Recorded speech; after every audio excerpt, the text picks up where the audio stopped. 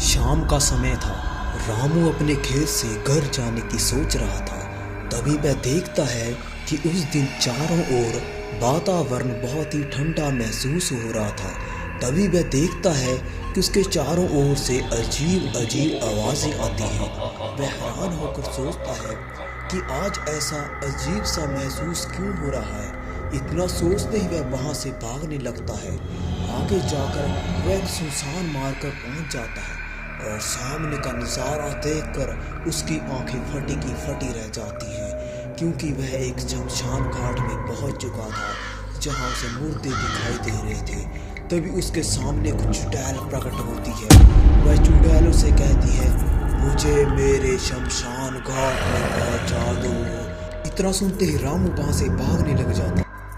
कि रामू चुड़ैल से डरकर भागता है, किंतु चुड़ैल उस पर हमला कर देती है और वह उसके शरीर पर कब्जा कर लेती है।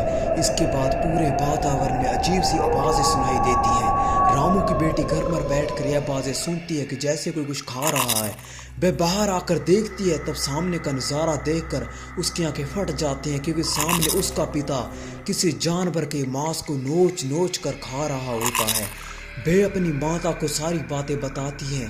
तब उसकी माँ घर के बाहर आकर जब देखती है तब उसे कुछ भी दिखाई नहीं देता। वह अपनी बेटी से कहती है कि यहाँ तो कुछ भी नहीं है। इसके बाद उसकी बेटी कहती है कि नहीं, मैंने देखा, यहाँ पर पिताजी कुछ खा रहे थे। तब उसकी पत्नी सामने देखती है।